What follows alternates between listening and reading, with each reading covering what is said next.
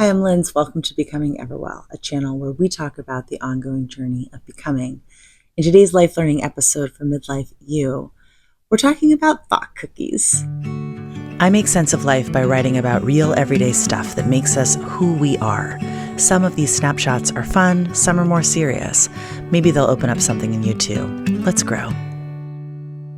A recent baked batch of pumpkin snickerdoodle cookies made by my daughter on a relaxed Sunday afternoon reminded me that of all the things I love, cookies reign high on that list.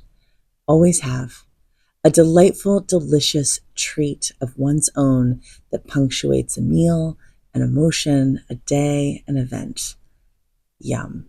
Sure, some cookies are duds or contain flavors or textures that don't suit one's palate. We all have preferences.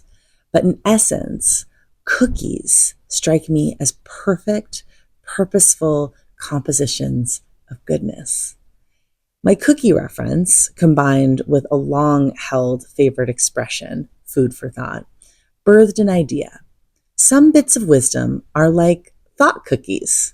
They don't necessarily need a full essay to be explained or explored, but they can exist as delightfully delicious single cookies of thought. So here's to experimenting with a new mode of life learning here. I've got some thought cookies that I've baked for you. Here's the first one.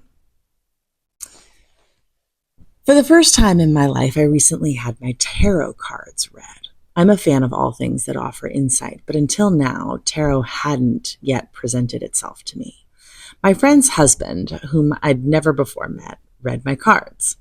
My reading revealed that I will get to the goal that I'm seeking, but at glacial speed.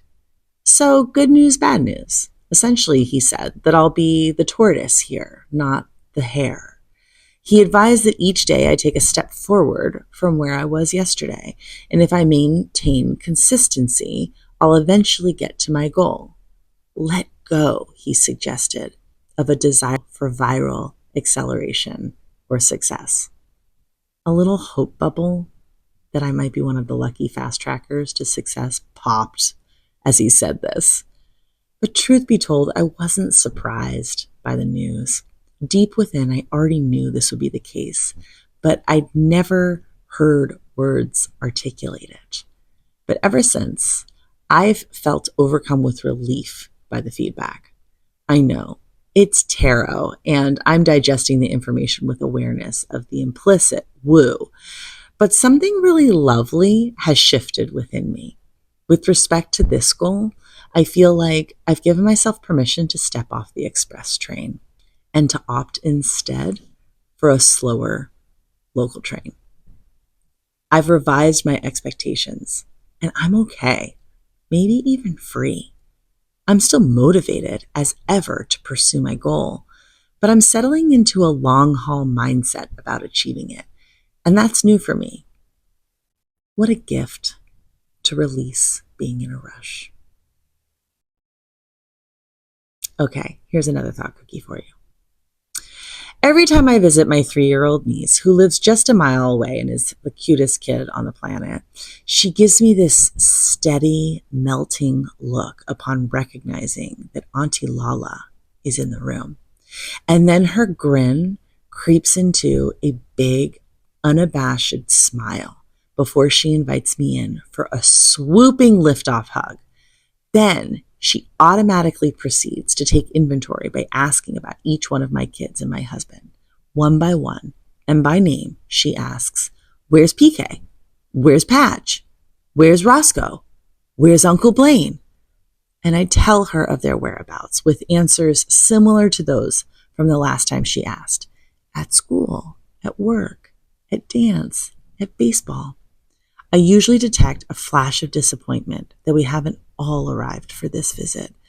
But then she swiftly rebounds to what seems to be satisfaction that they're each accounted for and in proper, sensical places. And I hug her tighter because I'm grateful that sweet little her keeps tabs on the people she holds dear. We all matter to her, and she's so obvious about it. Sometimes I wish we adults could all be a bit more obvious about our love too. Here's another thought cookie for you. What must it be like to be a breeze, to build up so much energy and momentum within from the stillness of air, so to become something else entirely, to become energy that's felt by another, to brush against, around, upwards, sideways, downwards, along a tree's branches, a human's hair, an ocean's current, and to move it, to have the ability and agency to show up unannounced and intimately dance in open spaces, to never be contained or shooed away. I didn't know if I'd ever be more than air, I imagine the breeze thinking, but I am. I am movement. I move people. I move the world. Oh, to be a breeze. Here's another thought cookie for you. When I launched the legacy work branch of Everwell and spoke about it with others, a woman in my professional sphere who lost her mom a year ago and whose relationship with her dad is top of mind asked me if I'd ever consider helping people write forever letters in the reverse direction, meaning would I help an adult child write a love letter to their aging parent? What a beautiful idea, one that I'd never before considered, but one I love.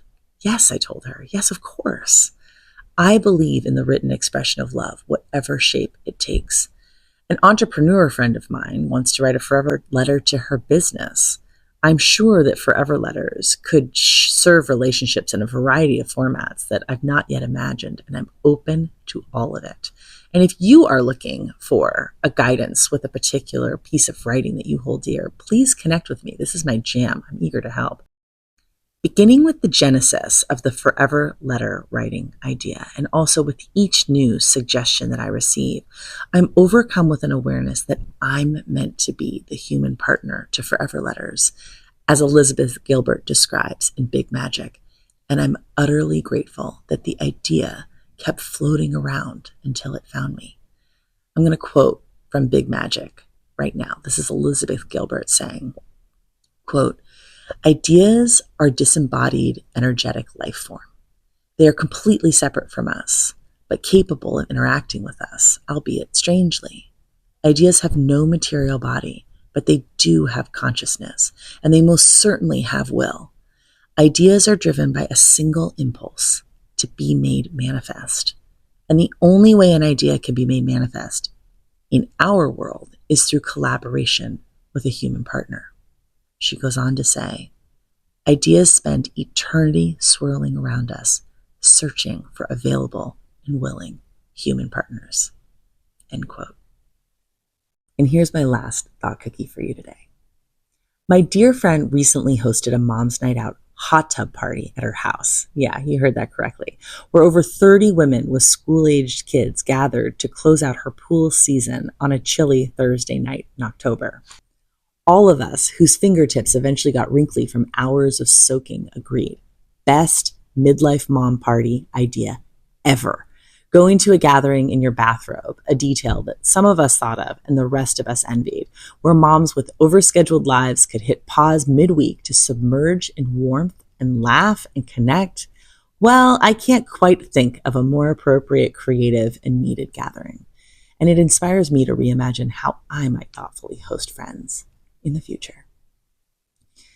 Well, that's a wrap on today's Thought Cookies. I hope it offered you a bite of goodness for your soul. And if you're inclined, please leave a comment below. I'd love to know your Thought Cookies that are going on in your life this week.